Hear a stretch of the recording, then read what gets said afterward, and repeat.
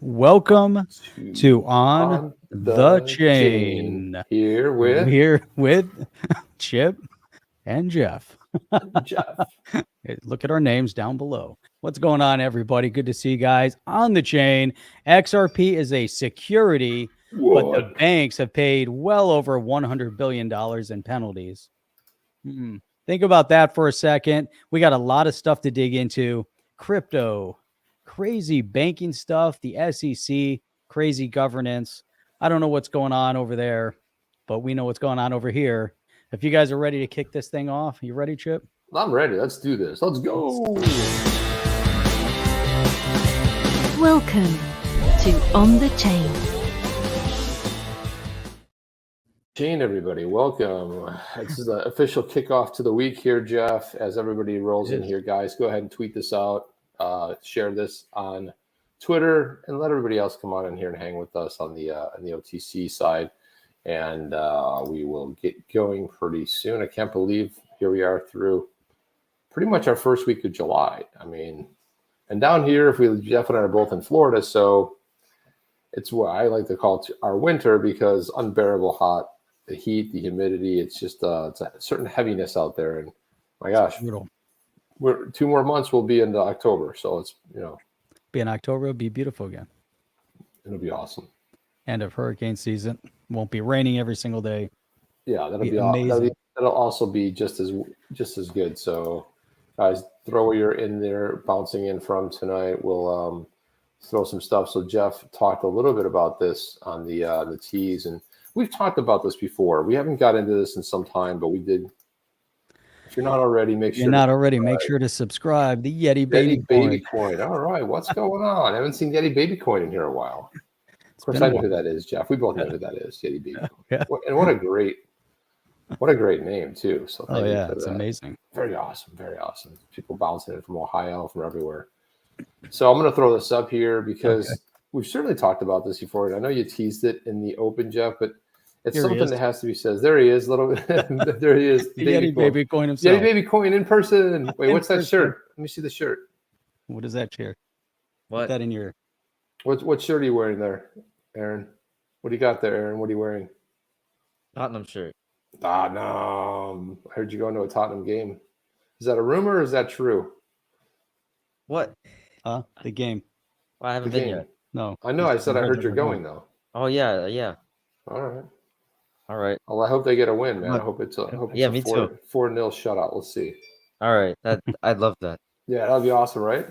Yep. All right. Good luck. Man, see it. Thanks. Yeah. All right. So let me put this up there. Yeti Baby Coin. Crypto Eri tweeted this out about JP Morgan has paid out 265 penalties. This is since 2000. We're talking about 23 years, totaling $38,991,638,319 with links to verifiable press releases from the Department of Justice, the SEC, and blah, blah, blah. Bank of America, though, Jeff, 313 penalties, $87 billion paid. And that's not even to reference Deutsche Bank and all the others. No. So if we pop over to here, which is the violation tracker, and we kind of like zoom in a little bit, you can see the top 2. So that right there, let's do some quick math there. Where does that get us to? That gets us basically to 140, just under 140 and 135-ish, somewhere in there. Yeah. So what are we at? 87 billion and 38 billion. Now we add in UBS, another $30 billion on that one. Citigroup add another $26 billion on that. Then of course Deutsche Bank got 19 billion. Goldman Sachs at 17 billion. Goldman Sachs looks like a minor offender here. You look at this list here, they're not Jeff. doing anything over there. NatWest, you got at 14 billion. So you start adding all this up, and of course you've got your big pharma in there as well. But Morgan Stanley, 10 billion. Man. Again, it's some more big pharmas in there. Insane. We're approaching probably like 300 billion. Barclays maybe is more. in there, 7 billion. It's funny, this list, right? It's big pharma and it's sort of the big banks. Of course, you've got some automotive in here, but mostly health. Visa's in there too with the $6 billion. Meta, God, Walmart, crazy. it's $5 billion. Boeing's in there, Mercedes, Novartis, Eli Lilly, Danske Bank, $2 billion. You're like, it's only $2 billion. Think about how much $2 billion was in fines. $2 billion. And if you look at their two offenses cost them $2 billion. $2 billion. So Jim D is saying the penalties are all part of the good cop, bad cop theater because no one ever goes to jail. Of course it is. And listen, if you're one of these organizations that deals with money laundering is one of the greatest things you can get into because you can openly do it. You can say, geez, I really didn't know we were doing that. Well, there was no real business. It was just shell companies. I guess we didn't do enough due diligence. So they end up making $10 billion and they pay $1 billion fine. Cost of doing business, right? 10%, 15%, whatever. They never pay any fines. Like Jim's absolutely right on this. Jim's spot on about this. And again, we talked about this. We brought this up on multiple occasions. And as you start going through this entire list, look at just New York Mellon, 1.6. They had 39 violations that totaled 1.6 billion. We had Danske Bank up there, 2 billion with just 2 offenses. Again, here we go with the big pharma again. And, even Apple's in there for 1.3 billion at 21 offenses. They, insurance companies. But again, you can kind of see Rabobank, 1.2 billion. That's a lot of money, right? If you think about the amount of money they go. But let's look at this. Let's get a little bit deeper dive. Let's just look at JP Morgan Chase here. If we're going to single out. Can you zoom in on that? There we go. There we go. So top 5 offenses. This is the best part right here. Look at this. Consumer protection related offenses, $8 billion and 63 violations. That's the ones that they were actually caught on, right? That's the ones that actually hit. And if like JP Morgan Chase, amazing. It's amazing. You can have a big cocaine bust. Like, was that our boat? I don't know. Who knew? Who can keep track of who's on the boat these days? They got fined. And again, the upside is almost always better. Jim D's right. Nobody ever goes to jail. It's just like, oopsies, pay the fine. Government-related, contracting-related offenses, only $600 million. The big one were financial offenses, $26 billion and 114 offenses. Top 5 primary offense types. Toxic security abuse. So this is getting back to what you talked about at the beginning of this, right? Here we are. We were told, Jeff, that crypto is bad and that there's securities and everybody is using crypto. Listen, you could take it probably another 50 or 100 years and we're probably not going to get anywhere near what's happening up until 2023 with abuses of fiat currencies, gold, any precious metals. We're not even skimming the surface there. But 11 years plus of cryptocurrencies, it's bad, Jeff. That's what Elizabeth Warren told us. That's it. Exactly. And Crypto Whelp is saying, I just wonder for every fine they pay, how many profits did they make? Right. So if they're paying $38 billion or, the toxic security fraud, $13 billion, what kind of profit was made, in that same period of time they're paying? And that's staggering. I mean, for them to pay $38 billion in fine, think about where the money's coming from. First of all, where does a bank generate their revenue? They're generating their revenue from, obviously, charging interest on loans. And guess who's paying for those loans? Either businesses or individuals. So all that money they're making off of us, and then they're scamming and cheating and doing all sorts of duplicitous things that they get caught on. So instead of saying, hey, you guys screwed people over, why don't we find a mechanism to give the money back to the people? But no, it's the other way around. It's the government saying, hey, this is how we transfer wealth, and we're going to take money from you, and it's a way to fine you. You're not paying, and there's no other tax mechanism, but this would be the other tax mechanism, is to catch them on all these little fine details. Like Jim D was saying, won't send anybody to jail. We'll penalize them, won't give the money back to the people, but we'll bring it back into the coffers of the government. And then who knows what happens to it after that. Well, just look at these two. So investor protection and consumer protection violations together. So if you combine investor and consumer protection violations, it's just under $10 billion. Okay, $10 billion in fines since 2023. And of course, you can get into more of the.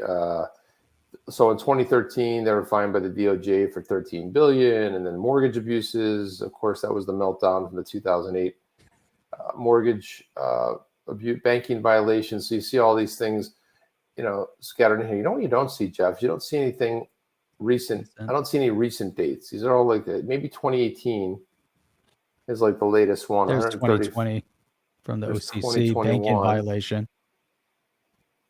There's one right here. So there's 2021 by the SEC. Yeah. Investor protector violation. Charges against JP Morgan and secure a broker dealer. So what are they charged with? I'm trying to see what the actual failure by the firm and its employees to maintain and preserve written communications. Oh, that's right. I remember that. Yeah. That's why would you do that, Jeff? And you could tie it back to someone and point the finger at something. It's like, just let them fine us for it, and we'll just absorb it, and we'll put it in the the K10. We'll just like, nobody knew. I'm just like, it's so funny that some of the smartest human beings on earth, and all of a sudden, geez, they become very forgetful, and I don't remember that. Nobody seems to know what happened at this juncture in space. And if we come back to the main list here, B of A. Gosh, they dwarf them. That's a big number. That's a big number. A lot of offenses. There's not too big of a difference here, but there's a big difference there. 265 versus 313 for JP Morgan and Bank of America, respectively. And you go here, and let's see. Let's go back up to the. Let's go to B of A here. So what do they have here? Let's look at. Come on. Consumer protection related. I don't know if somebody that can zoom in on this. Yeah, so 44 billion in consumer protection. Jeez. Yikes. Financial and then government contracted related. But again, it's the mortgage abuse really took because they acquired what was that big mortgage? This really. They kind of took some money, like this $40 billion. They took a big hit of this. Came from what was it called? City? No, it was called Countywide. Countywide Mortgage was the one that wrote all that bad paper. They acquired them, and then it came out later like that. So Bank of America took the hit as the parent company, but the abuses were beyond that. So that's where Countrywide is what it was called. If you look at those bottom three, right? So mortgage abuses. But there's toxic securities. Look at the other three. Scroll back up. Banking violation, investor protection violation, and consumer protection violation. So first of all, what are the security abuses? I guess they're buying, selling, they're doing something. Investor protection violation. That is what the governments are claiming that Coinbase and Binance and all of these exchanges are weak on investor protection. FTX, obviously, but it's interesting to see that. So they're referencing investor protection violations. These guys are not trying to shut down JP Morgan. They're not going after them with a vengeance, saying how horrible and all the illegal things that are going on. They're finding them and they move on. For JP Morgan and Bank of America, it's obviously cost of doing business. They have a certain expectation of penalties and violations that will accrue. But then they come after Coinbase and others. What's interesting to note with all of this is what happened with FTX. And FTX seems to be the darling of certain government agencies because they're trying to do everything they can to help support FTX 2.0 to release. Again, no care over the collateral damage, which would be the retail investors. Similar to here, I don't think that these government agencies, when they come after the banks for fines or any of these entities and they fine them all these penalties, nothing. There's no reference of, hey, we're taking that 38 billion, and here's how much money made it back to the people. I bet zero goes back to the people. It's a civil case. I bet zero goes back to them. Yeah, and so the one that I pulled up right here, which was the consumer protection violation for 10 billion, the CFPB hit them for an enforcement action against for processing illegal out-of-state garnishment orders against its customers' bank accounts. They unlawfully froze customer accounts, charged garnishment fees, garnished funds, and sent payments to creditors based on out-of-state garnishment court orders that should have been processed under the laws and protections of the states where the consumers live. And again, this goes back to the states' rights, and of course, depending on where the people actually reside, or the investors, in this case, it's consumer. That's where each state has its own law, and that was that decentralized nature, so to speak, of not having the government control what happens in the states. States control what happens inside of there, but they didn't observe that, so they were obviously sort of bypassed that, and so it resulted in a $10 billion fine. I'm sorry, yeah, $10 million fine. Sorry, let's not get carried away there. I got to be able to read the numbers a bit better. So yeah, the bigger fines came. Yeah, and you come down here, Jeff. It's like, look at all the pages. You got to go to different pages. Let me just go to page 3 and see where we are on there. There's 2010. Yeah, see, there's right there, countrywide. So yeah, all of that shows up. Merrill Lynch as well, because they're part of Merrill Lynch is part of them. So it all rolls up into the parent company. You can see Merrill Lynch is everywhere. There's Countrywide everywhere as well. Remember Countrywide? Remember them? Yeah, I remember them. It's like they would run ads and saying, like, do you have a heartbeat? Guess what? You can find it. You can get a 120% loan, and you don't even need a social security number or even job verification. Come on in, sign up, stamp, put a fingerprint, just sign an X on somewhere. Do you remember when they were doing that 105, 110%, 115, 20% mortgages? That was crazy. You'd pay for the mortgage and you cash out money. Oh, yeah. Yep. It was insane. It's amazing. People are taking tons of money off the table, which immediately put their houses underwater. Hence, some of the problems that were faced after the fact. Yeah, here's another interesting story. Jeremy Hogan put this up. I thought this is pretty cool here. He said that a local realtor reached out to him last week with an idea to tokenize a property, and I explained to her some of the regulatory hurdles to overcome and how much it would cost. She decided not to move forward. So this is why we need new rules in the U.S. I mean, this is absolutely why. And he was commenting on this this article right here, which is Ripple Labs to revolutionize the real estate industry through tokenization. Innovative pilot program aims to enable users to tokenize real estate assets, use them as collateral for loans, leveraging Ripple's CBDC platform. So I like part of this. I resonate with Jeff, but we'll have to break this down, because the whole idea of leveraging the CBDC platform. So you got to jump into this a little bit. So digital payments, Anthony Welfare, which will be on Thinking Crypto again this week. I posted a question to see how does Ripple, are they going to enable the programmable features for their CBDC pilots, or do they see enabling them? This is a question I requested he ask. Or how do they see governments, enabling, and central banks enabling this control over their citizens? So he highlighted the growing global interest in CBDCs and stable coins in a July 7th tweet, which you have here as well. And pull that up. Emphasized that the Ripple's team is actively exploring practical applications for CBDCs and stablecoins, focusing on tokenization assets. And during the FinTech conference in Romania, he presented a use case that combines the digital Hong Kong dollar, tokenized real estate, and finance lending protocols. This innovative pilot aims to enable users to tokenize real estate assets and utilize them as collateral for loans. That's interesting. But here's the weird part, though. Leveraging Ripple's CBDC platform. So that's the part that's a little bit lost on me, Jeff. Right. Your thoughts on that? Like, how does the CBDC platform have to do with leveraging why a central bank digital currency platform? They're talking about users tokenizing the real estate assets and using them as collateral for loans. So why would the loan be done through a CBDC platform? That's the part that I'm not really clear on.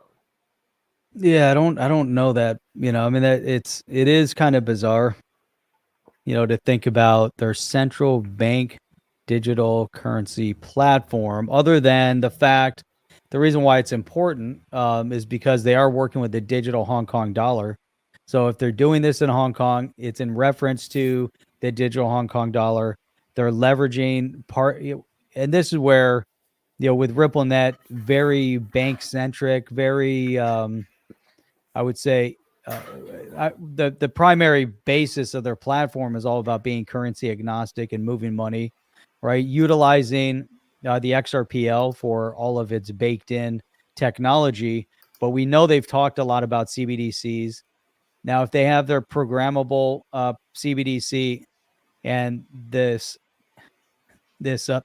EHKD, this Hong Kong dollar, would then need to somehow live on or use the CBDC. So I don't know, somehow that their central bank digital currency platform will have to work with this digital Hong Kong denomination.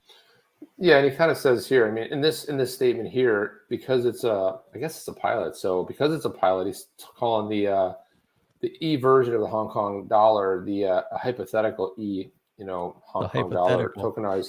It's hypothetical. It says technically doesn't really exist, right? But tokenized real estate and finance lending allows users to tokenize real estate as collaterals. But so is this necessary? You in order to? I think it is. So I think they're going to have to leverage it because that's what ties the Hong Kong dollar into it. Right. So this is the EHKD, the E version of that is a CBDC. So that's where they're using the platform. Because technically, if you wanted to have a loan program, you could do it another way. Wouldn't necessarily have to depend 100% on the CBDC, right? I mean, you could technically do it, right? I mean, through another mechanism, but in this case, it kind of makes a little more sense. I think they're tying all the different elements in as well. So you're able to leverage the jurisdiction's digital currency, in this case, Hong Kong. So let's say it was in the US, it would be a digital dollar. You'd be leveraging the digital dollar. You'd be leveraging the solution to tokenize, and then leveraging your tokenized real estate as more value. So it'd be more liquid capital that you can tap into to then use as a collateral for additional loan. So I think that it's a very important tool because if you think about now how you have to, if you have equity sitting in your home and you want to use that equity, you have to find a mechanism to get that equity out of your home in order to reinvest it, let's say, into additional real estate. Obviously, there's a mechanism to use it as for the collateral side of it. But I think if we're tokenizing, that tokenization is going to be tied more into the collateralized loan, similar to any of these platforms, the lending, borrowing platforms like what Celsius had put together, which would, structure it, very nicely where you're collateralizing money that you're taking out. And so from it really overall, it's simplifying it, creating the full decentralized system. Although the confusing part is always going to go back to the central bank component. You still have the centralized mechanism, but you still have a decentralized mechanism to where you're getting rid of some of that third party fat to allow all these different financial components to plug in with one another. I think it's exciting, but how else are you going to get, Chip? How else are you going to get a major government to participate if you're not offering a CBDC platform along with it? Yeah, and the government. I mean, but if you think about a collateral loan, it's basically a secured loan, right? So most of the time, this is done through a private bank, public bank, whatever. Usually, your property is the backing. It is what's secured in the event that you would default. And so, if you think about like a mortgage, it's basically a secured loan, right? I mean, if you default, they come and they take your house. In the United States, it's called a foreclosure, right? So they can foreclose on your home, take the home back. Banks really aren't in the business of owning property, but again, that's the mechanism. It does. The thing about this though is it does lessen the risk on the government side because of the collateral, right? So if you're going to tokenize the real estate, and it's a lot less risky because it's not like a car where like you buy a car and they got to chase you down if you don't make your payments, right? This here is like real estate. So you get an appraisal, you understand what it is, and understanding where real estate is, it goes up and down, but technically the value usually is within that 80 to 100%, or maybe 120%. And then they get an asset back. So it does lessen the risk for a particular government. And it's interesting. It's just another way to move that to the blockchain, Right. which will be interesting to see how that kind of shakes out. Yeah, it's interesting. The direction that things are moving in. I like it. I like that they're offering it. I like they're putting it out there. I find it very interesting that the pilot is in Hong Kong versus pilot it somewhere. Why not here in the U.S.? Why can't it be piloted? We know why we can't do it here, Jeff. We know why we can't do it here, but no, but overall, how is it that it's Hong Kong? Hong Kong, with its obvious direct ownership by China, it's an interesting place to be. Why not Singapore? Right. Why not? There's a lot of other countries. Why is it Hong Kong specific? Yeah. I would want to know more about what's going on over there. But what it tells me, and what we're starting to see with the softening up and some of the language that we're starting to see even out of BRICS from China and Russia, is the acceptance of digital currency. Yeah. And the DeFi side of it even. Yeah. And like there's some people out there have been doing some research on ETH and finding ties back to, CCP and stuff like that. On what I find more interesting is why he's Anthony and not, there's like missing that H, that Anthony. He always has to correct people as Anthony. I was like, when his parents were filling out the birth certificate, somebody like make a typo, or like maybe, because I don't know, maybe Anthony's another popular one. So I was always curious. But on this little backdrop here, he spoke it on Jane here. He says, Ripple has been selected for a real estate asset tokenization digital equity realization pilot, leveraging the hypothetical. So they went through some sort of a selection type of process where probably some other folks in there as well. But again, it's a pilot. How many times have we heard about pilots? Pilots are akin to you go to a car show and you see Mercedes has a brand new, what do they call them? They're, what are those vehicles called that they actually make the vehicle, but it never actually turns into a production vehicle. Like sometimes pilots go the same way. A concept car, right? They'll make a concept and you're like, oh my God, that's so cool. Like I always see these cool Mercedes ones, like big wheels, futuristic, looks like something on a Blade Runner. And you're like, that's awesome. It doesn't really like steers itself and amazing lights and everything. Well, that's never going to be, it's just like, I guess it demonstrates the ability the same way a pilot demonstrates ability. Yeah, it's kind of the exciting potential of what the future can bear based on some of the design, all the automotive, they're always designing 5 to 10 years in advance. And so they take those concept cars, and typically they take parts of the concept car, end up somehow in production. But yeah, you're right. The whole concept car, and similar to with the pilot, you put everything, all your hopes and wants and dreams into the pilot. And maybe, when it actually rolls out, they have parts of it.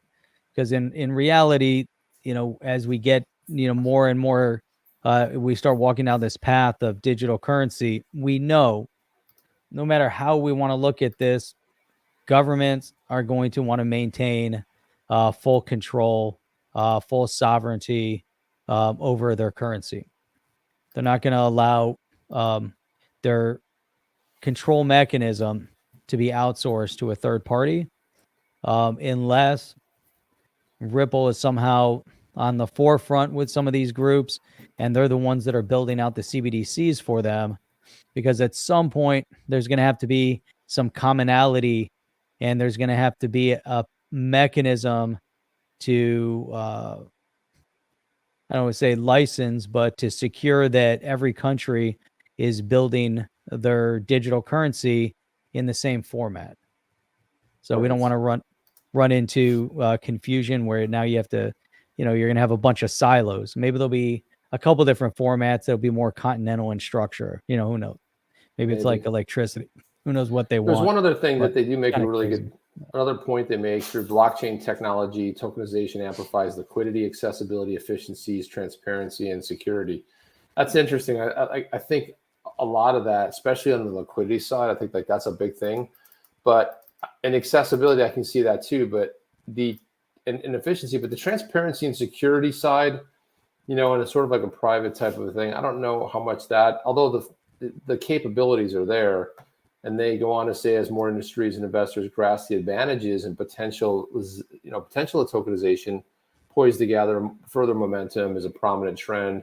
And it's good because I do think that, especially what property is trying to do out there, as far as I think we're going to eventually collapse all the hands in a real estate transaction in the United States. And I know it can get complex in other countries as well, but even in the US, like title, there's title insurance, there's so many little different pockets and points and transit.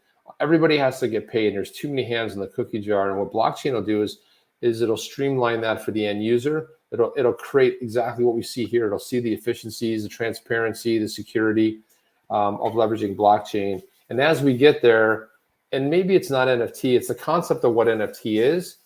I mean, what we call the non-fungible token. But again, it may even become more complex in nature. I mean, not necessarily complex, but it may shift a little bit the way that goes. But I think that's still, I think as end users and as consumers, we're probably gonna benefit the most. And it says, they do say that the adoption and implementation of tokenization may face regulatory challenges and require compliance with local laws. Of course, that's why they're not doing any of that here.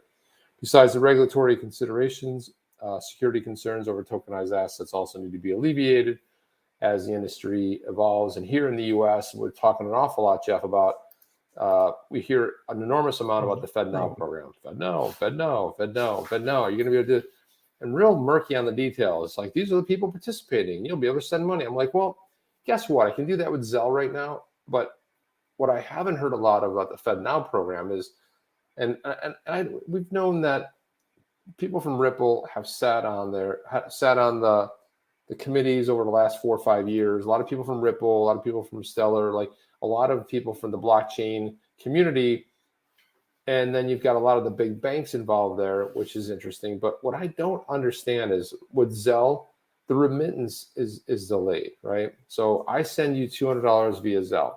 You don't actually get the $200. The $200 doesn't resolve to your bank account until the agreement with the two banks actually transfers it. Maybe it gets there 3 to 5 days later. Now, what they keep talking about with FedNow is that you'll be able, all these participating organizations, it'll be instant. So how are they doing the settlement? That's where I don't know. And that's where I've heard, I mean, there's been a lot of speculation, but I don't think, do we absolutely know that? I'd love to hear from you guys. Drop it in the chat or drop it in the comments. You know, if you guys have heard anything about what that settlement piece looks like, because that to me still seems like an outlier. Like, we don't really know, or I don't know. What are your thoughts, Jeff, on that? So Rob McDermott is saying Zelle is a banking app of trust between banks. As a marketing solution, it's not open to all. Correct. And it's super easy to use. Yeah, I mean, you go into your banking app, you go to Zelle, send it to someone via their cell phone or their email address, and then within seconds they get a ping on their side. They have the money, and it's like you said, it's basically an IOU between banks. Correct. So there's an intermediary, which is that IOU. There's no full settlement, even here in the U.S. Will FedNow alleviate the IOU part of the process, which will streamline things for the banks, because now banks have IOUs between each other, and the movement of that money is so much more costly than we can imagine, mainly because of how many hands are having to observe the movement of all these funds. And I think that Zelle maxes out at like 2,000. It might be less. I don't know exactly what the total number is on Zelle. Normally, it's used just P2P. It's not B2C, as far as I'm aware. I think you can have a business account, but it doesn't work the same. It doesn't work the same. It doesn't have the same exact functionality. And then there's a limitation of how much can be transferred. And, at the end of the day, by the time you get to that point, if you're doing B2C, you might as well just do a credit card. but the point is that with the credit card fees, you're at 2.9 to like 3.5 to 4 to 4.5% in charges on the credit card side.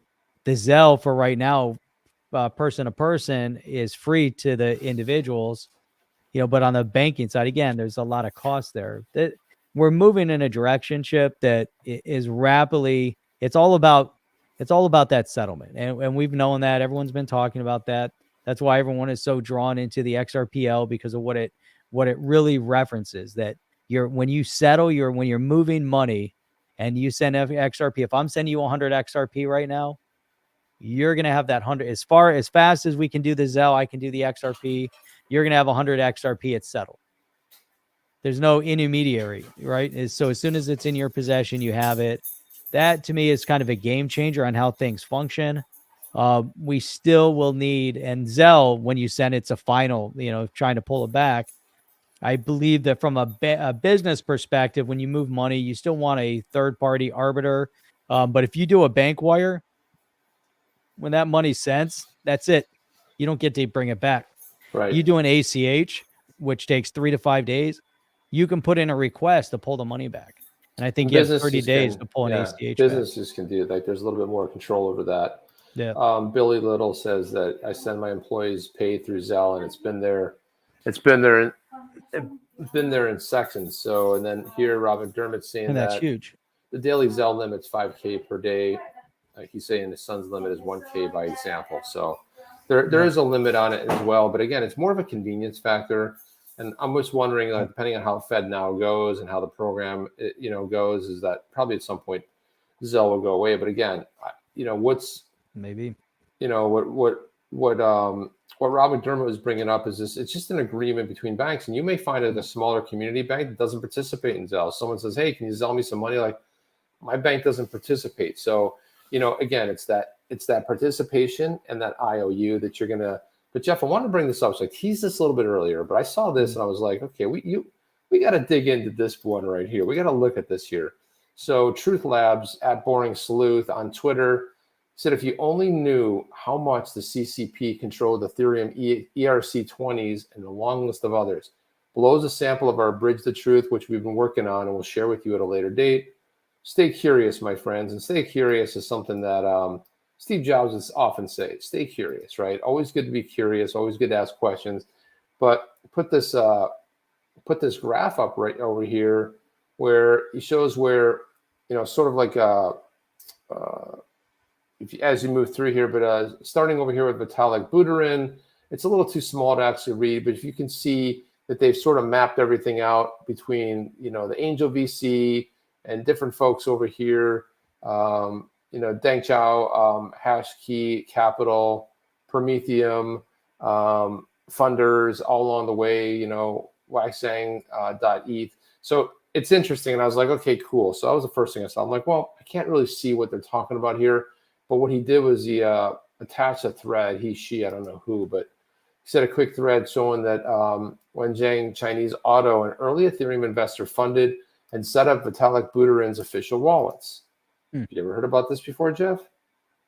No, I've not heard about this before. So, and what he does, he cites a Bloomberg article right here as I'm loading it up. Early Ethereum backer targeting Asia's biggest crypto venture fund, Wangjang spinoff Hashkey aims to raise 600 million pool. And this was something on that appeared in January 27, 2022. Of course, I don't have a paywall on there, but it just talks about this first thing. 2015, Vitalik Buterin scrambled to raise money for his blockchain he created called Ethereum, traveled to Shanghai to meet a group of Chinese crypto enthusiasts. That's one thing. That's one way to look at it, Jeff. So it depends. We'd have to put a caveat on that to say who were the crypto enthusiasts and how much were they valued at? What was their overall net worth, and what businesses did they own?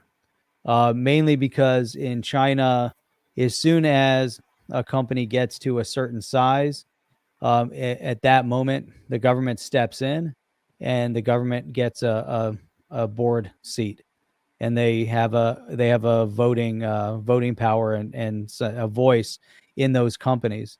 It might be silent, it might be vocal. The point is that they have some sort of controlling stake, similar to what happened with Alibaba and some of the other what was that, Alipay or whatever, the big pay Chinese pay company. So with these guys, were they smaller time? With that, they had been, maybe they're worth a couple hundred million, not billions. What was their stature in China? That would help connect the dots. Who were the actual individuals? What's their net worth? What other businesses did they own? And what is their affiliation with the current government at that point? Other than that, 2015, I would say China, with digital assets still relatively new, China wasn't 100% shutting down cryptocurrency yet at that point. Yeah, so there's a chart again, too small to actually read. So he says, first I'll show you that Wangzhang.eth resides here in a wallet. So showing you the actual wallet. Look the guy up. What's the guy's name? Wang what? Let me see. His name is. It's Wang Zhang. Deng Chao. Denchao. Deng Chao. Zhang. Yeah, so Hashkey spun off of Wangzhang, the original group, and I guess they were looking. Was Wang Zhang is the group, or was Deng Chao is the guy? Yeah, Deng Chao is the guy. They spun off Hashkey out of Wangzhang.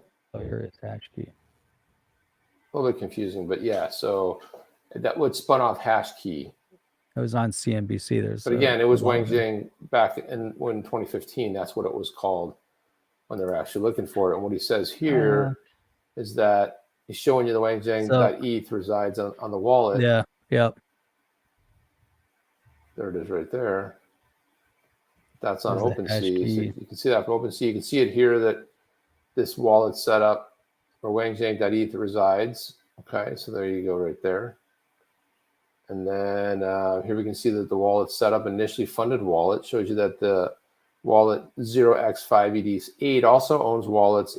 I'm not going to say it, but 0x510 and 0xF2B5. All three of these wallets owned by Wangzhang.eth. What other wallets did they set up or fund? And so there it is right there. So Deng Chao is CEO of Hashkey and Hashkey Singapore. And then you have, so on the board, the senior management, then you have Leo Lee, CEO of HashQuark, Andy Dan, head of Hashkey Japan, Livia Wang, and then you have the CEO of Hashkey Pro. So the question is, what is, the total leadership tie-in into China? Is it Hong Kong? Is it mainland? Is it Singapore? We'd have to dig in more into this. I'm just trying to follow like his path here, because he's trying to say that the CCP is controlling it and trying to really make a determination, because he's saying the CCP is controlling it because of this guy, Deng Chao. And then we'd have to really tie Deng Chao back to the CCP somehow. No, I'm just saying, like, I mean, he's bringing it up. I mean, obviously this is hearsay. I mean, I'm just saying it's a speculation. If we come over here, he says, have you ever heard of Wangzhang before? Did you know that this Chinese auto manufacturer had such deep roots in Ethereum? And remember, Hashkey was spun off as the Wangzhang back in 2021, 2022. So this happened, we're talking 2015. Right. He said that threads solely to raise awareness of one of the most unknown influential groups in all of crypto, Wangzhang. So we'd have to get more into that as well. But here, they also set up a blockchain fund, which he linked to here, which is interesting as being an auto giant. But I have Wang Chang Blockchain Labs, a nonprofit research institution focused on blockchain tech. Wangzhang Blockchain Labs provides support for the research, entrepreneurship, development, and application in the industry. It will also provide reference information for regulatory bodies. That's in Shanghai. Yeah, I mean, there's a question going on there. Right. And again, this is somebody's opinion. It's not our opinion. We're just saying it's something. He's bringing up a point that there was an investment from a Chinese auto manufacturer, like you said, like at some point, of an elevation. Again, if you look at how much money that they had, this way saying actually had, Jeff, we would have to know more about it, because it might be that when they got to that certain level, if they're a huge company, the CCP is already involved. Right. But the fact that they were raising money and funding blockchain projects is just new information for me. I was completely unaware that this. I never heard of this organization before, let alone that they even spun off that hash key, which I'd never heard of anyway. But I mean, probably because they're not funding projects over here. Exactly. Well, that and we could definitely start tying some dots here, and you know, I don't know what CB Insights is, but it also references, you know, the same type of commentary over here. The latest Wenchang Blockchain Labs is from June 21st. Ethereum founder Vitalik has ties to SEC darling Prometheum. So then you have to look at where's Prometheum. Well, we talked, remember, Prometheum was the one saying that they were the only, is that the one that was going around saying they were the only sanctioned by the SEC and blah, blah, blah, and people exposed that. I don't know. It's so many things to sort of... So it's tying a lot of interesting care. So here's where, think about this also, right? And this goes back to some of the things that we had referenced in regards to, this is on Decred, but things that we referenced in regards to Sam Bankman fraud. You know, here's a young guy in the space, brand new company, skyrockets to fame. Here's Rob McDermott says CB Insights is a tech journal and credible tech news source. So these guys are doing the research too, but the question is, are they? They're not that credible. They're often wrong. I use CB Insights often, and yeah, they're also throwing stuff up. It's just what they're aggregating stuff. But I mean, yeah, I mean, it's usually a pretty decent source, although sometimes they don't always get it right. But that's all right. But this is interesting, though. You know, as we start looking into where are all the ties, where was the money coming from? Because 2015 was new. There's a lot of players, and are the players nefarious players coming out of China? Did they have ulterior motive? Were they CCP related, or were they individuals? Because there's a huge amount of entrepreneurship over in China, lots of money over in China. For the most part, they can't get their money out of China. The only way to get their money out of China is through investing like this and other companies, or buying real estate. So it's an unknown variable, but also keep in mind that depending on who they are, what size their business is, there's a possible CCP tie-in into their business, and therefore a direct lineage to whatever they're doing, whatever they're potentially manipulating. Vitalik, when he was first getting started, was young, was, you know, trying to make sure that that he solidified his position. We can see a lot of power moves being made in the early days that helped push Ethereum in the direction that it had to go into. Not saying that somebody young can't start amazing businesses, but we're seeing too many dynamics of, you know, these young infancy companies with young leadership that skyrocketed into the billions. And I would say Vitalik, based on everything you say, is he a dynamic leader in any way, shape, or form from a business perspective? Did he have any experience other than stumbling on, you know, amazing technology at the time? Was there something bigger behind him that gravitated to that tech, understood where Bitcoin was, understood where Ethereum could go, and took it and really ran with it? Similar to Sam Bankman fraud with FTX. FTX comes out of nowhere in 2018 and becomes one of the major mega donors of the Biden campaign by 2020. It raises more question and concern than anything else at this point. It does, you know, but again, as people are mentioning in the chat too, Tesla has ties over there. There's a lot of people are bringing up some really good stuff inside inside the chat. So this is another snip. He said the most boring snip I have for you, but it shows that Wang Zhang, Hashkey founder, China Ledger, Ling Ling, multi-chain dev, Long Ling, and Three Arrows Capital are all interacting with the same Ethereum address. Then really, you'd find one, you'd find the other. So again,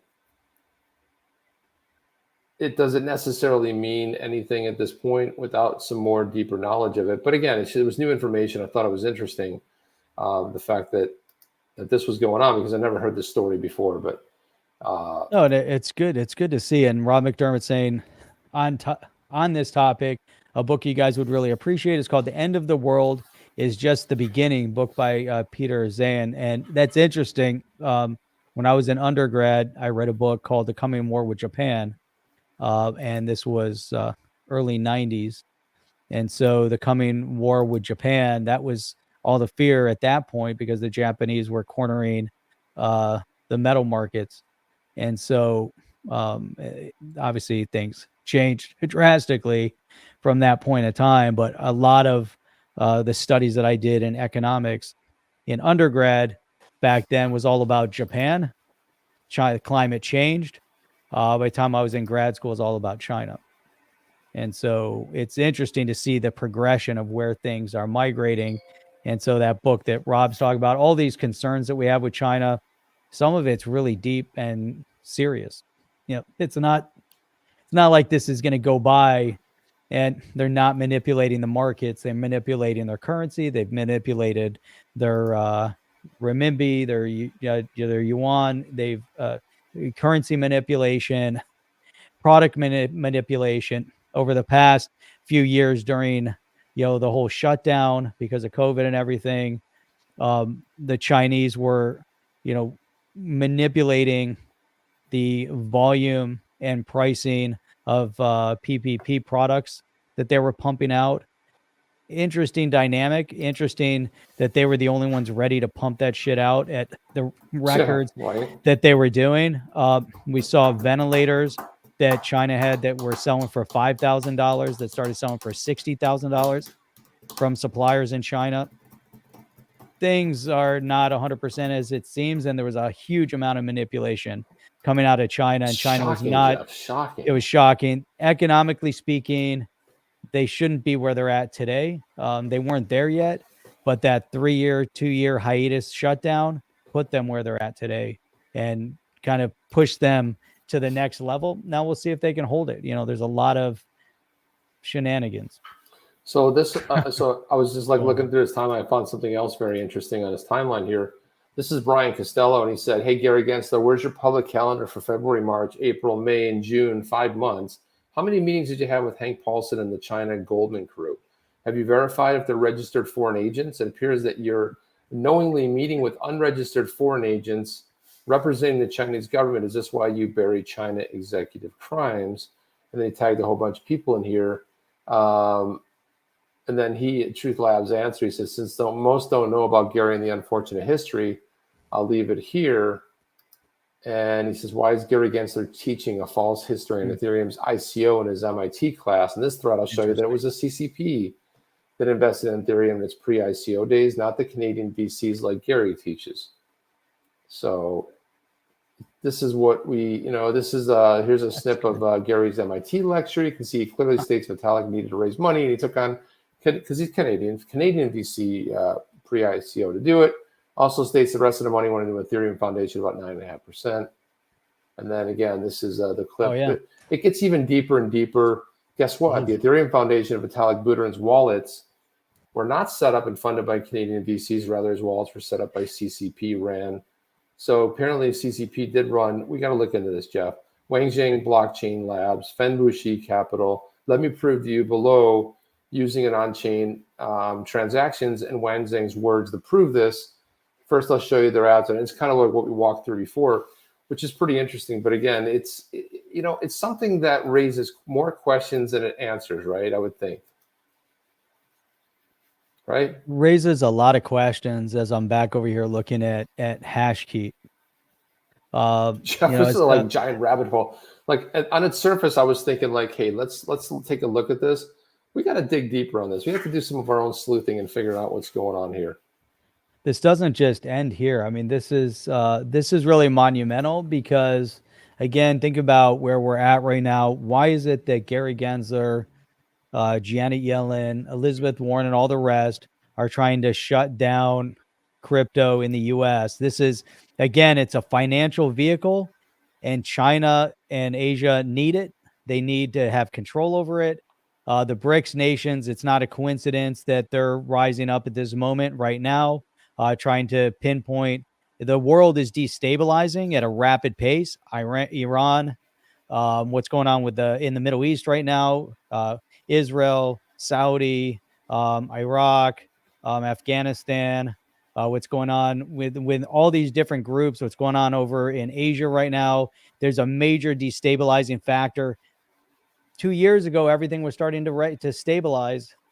We were normalizing again. Things were calming down, and they just flipped it upside down again, and they put it on the fast track to Chaosville. And now there's rapid talk about the de-dollarization and everything else. Things are done that way. When you have chaos, you can do a lot of things. You can manipulate stuff. When there's calm, you can't manipulate as easy. When there's chaos, it's super easy to manipulate, super easy to cheat, super easy for reasons why one country might gain supremacy over another. You can't have stability. Stability doesn't serve the purposes of what these clowns are trying to accomplish. And it's unfortunately, there's going to be more collateral damage, but that's kind of where we're at. Clowns, Jeff. I like that. I like fast track to chaos, Bill. Look at this right there. So I was thinking, how cool is it to see Rob McDermott? We haven't seen him in a while. So, I mean, always a lot of value to the conversation. Said I miss listening to you guys and hearing your insights regularly, not to mention the laughs. Trust both of you are well. Thank you for that, Rob.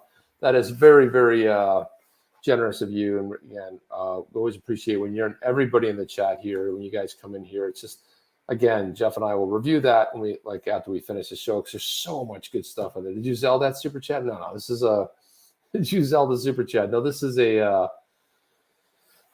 a function of Google. Google has that where if you're watching, you can, what is it called? The super chat. It's super chat, I bet. The super chat. It's called the super chat. And so we really appreciate that, Rob. Thank you for that. And of course, we missed you obviously in the chat as well. So thank you for Pepwin finally caught us live. Thank you, Pepwin. Nice. Where's Pepwin? I want to know where Pepwin's located. Good for you to caught us live. You know, I thought Pepwin we've seen on lives before. Maybe not. Somehow I sort of remember that. Apple Pay does work great. This is a good point right here. Apple Pay, Legendary says, works great. It certainly does, Jeff. It's a very very good deal there. So just wanted to say one more thing before we get out of here. But today's program is brought to you by Badass Yetis Coffee. And if you're wondering what is it all about, is it any good? No, it's absolutely phenomenal. Thank you so much for the people that have been ordering it and the community that have been tweeting about it and saying how amazing it is. So again, we launched this, which we're pretty excited about, launching this because we turned the Badass Yetis into a brand. That was the whole idea. We got some bigger ideas of where we want to go. We're hoping regulatory clarity finds its way so we can actually do some of the things we wanted to do. But again, go ahead and get yourself a Badass Yeti coffee. It's a little bit more than regular coffee because it is roast to order. Your order comes in, it's roasted. We recommend you get the whole bean, but it's ground fresh and you get it. It's a whole different taste, a whole different way. If you guys are into coffee like Jeff and I are, I think you're gonna enjoy it. I dropped it. It's in our comments in the video, in the description, but you can also, I just dropped it in the chat itself. And also too, if you own a Badass Yeti, a Blue Tribe member, we're going to be dropping the White Tribe pretty soon. And if you own a Blue Tribe Yeti NFT, you'll get a White Tribe. If you own 3 Blue Tribe Yetis, you'll get 2. And if you own 6 or more, which plenty of you do, Blue Tribe Badass Yeti NFTs, you'll get 3. And thought I would just show a little bit of what the White Tribe looks like. So here we go. We'll just run through them. I don't have a lot of time, but just kind of give you an idea what they look like. They're crazy. Look at that. Little brutes. Well, the brutes are awesome. Furrowed brow there, Jeff. These are the Ash Yetis. And then there's the Fire Yetis. Then, of course, the Guardian. That's a whole backstory about that we're getting into. There's another what did I just call these guys? What are they? What's the these are the what? The elders. Elders. You blocked out there for a second. How could I forget the elders? The guardians guard the elders. And soon, just like with we'll be joining Unchained Elephants again. They're raising money for a great cause as well. So check them out. But soon we'll be over here as well, so you'll be able to go out there and actually get a badass Yeti on Super Mojo. That should happen within the next 2 weeks, hopefully. And so I know a lot of people are like, yeah, we want to support you, but we don't want to give you our XRP, man. It's sacred. We're adding to our stack. It's great. So we're going to be able, you'll be able to go in there. You'll be able to go ahead and get a badass Yeti here. Pretty simple. You put a credit card in or a bank card, and you'll be able to purchase it that way. They'll custody it for you, but you can also move it off there as well. So that's another way. We're finally doing this. A little bit of some work to get it done there. But again, because you guys requested it, I'm happy to, Jeff and I are happy to kind of like move forward on that. Also too, Jeff, wait, what happened? Just crashed.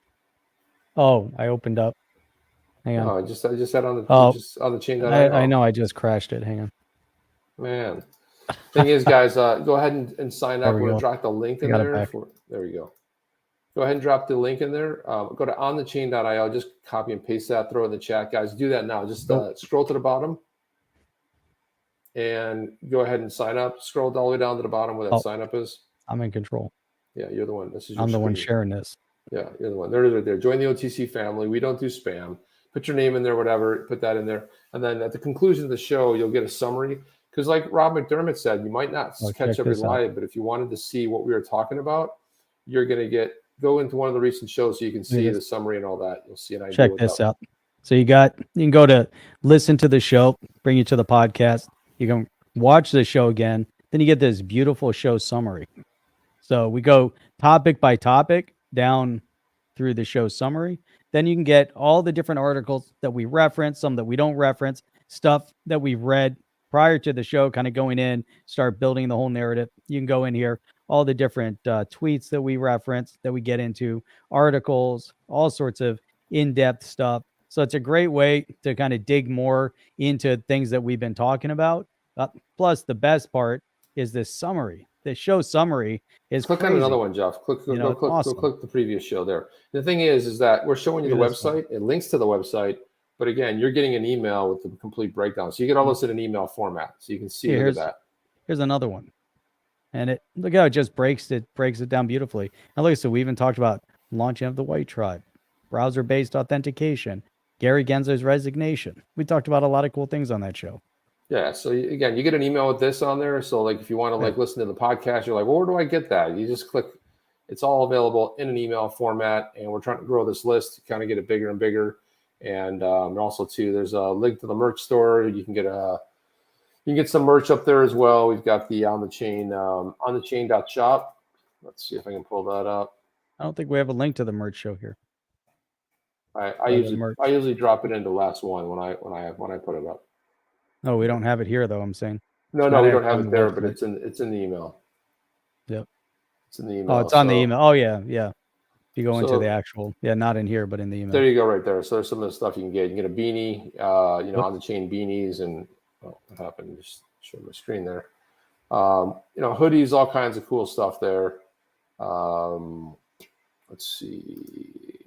Get their face mask. What do they still have that up there for? Hoodies and sweatshirts. Let's look at that. Of course, if you use this right here, there's your code right there. You get 20% off an order. It's good stuff. It's good quality stuff. Jeff and I have a lot of the merch ourselves, so it's like we wanted to make sure. But you get stuff like this right here. XRP. Can't be 100% sure, but I think it's magic, Jeff. Hoodies, T-shirts, there's women's shirts, all kinds of stuff here. All good stuff. XRP gear. We'll put more stuff up there as well, but I'll throw that in there. It's onthechain.shop. You have all these cool branded things, Jeff. Onthechain.shop, onthechain.io. A lot of cool things. We'll tie it all together. Coffee. We'll tie it all together with the website. They'll all be tied together neatly. We have the Baddest Yeti coffee, the NFTs, the primary website for the podcast will all be wrapped in a nice package. Yeah, I just wanted to say thank you, everybody, for coming in here tonight. I know it was a little bit of a different topic. Of course, usually always talking about XRP, the standard. We got off on a little bit of a tangent, but again, sometimes it's good to explore these things, right? Ask questions about it. Again, I want a big thank you to Rob McDermott for coming back to the show, and also with a huge support there. And other ways you can support, you can get yourself a badass Yeti NFT. over there on xrp.cafe. You can search for Badass Yetis. The coffee, which is, it was inevitable we would come out with our own coffee line because Jeff and I love coffee. So if you guys are really big coffee enthusiasts, we do have K-Cups for the, as well. We have it for our Brewed Awakening. We'll add more. Ah. So. Oh, it's good stuff, man. He's It's like, really- badass what, dude? Had some Badass Yetis coffee. He's like, what in the hell? The bags Those are fun badass- too, man. If you guys look at the bags have, fun artwork, and especially the Brewed Awakening. That's our breakfast blend. And that also comes in K-Cups. So It's good stuff. by the way, I use refillable ones. I buy the little refillable things with the little tiny filters, and I've got a little tool to put it in there, and I brew it that way, and it's fantastic. So that's all we have. Apex for you guys. just rolled in, so you go watch the replay. Apex, my God, that's it. Give Tardy, mark him as Tardy. Oh, he's here. Okay, Apex is here. Always appreciate Apex too. Another phenomenal thought leader in the space too. Puts out great tweets. Go follow him. Puts out amazing stuff. Caught some videos here and there, but again, great thought leader, just like everybody in this chat. So thanks for coming here. But you guys can check that out. Let's see what else. We can go on for another 10, 15 minutes with all the good stuff in the chat, but that's it. We're already running over. Jeff, you have anything to say before we get out of here and start our week officially? All we got to say is we've got the best and the brightest in all of crypto YouTube space. Appreciate you guys for coming in. Thanks for those who hung out all the way to the bitter end so we could talk about coffee and NFTs. You guys are awesome. See you guys back here Wednesday evening, 8 p.m. Eastern Standard Time for more great crypto, geopolitics, all that good stuff wrapped into one beautiful nutshell. There it is, Jeff. Couldn't have said any better. Love you guys. Thank you for your support, and thank you for continuing to come back here and hang with us on the Chain family. We'll see you guys on the next one. Chip and Jeff out. Are you down with OTC? Please like, subscribe, and click the bell to be notified when the next video drops.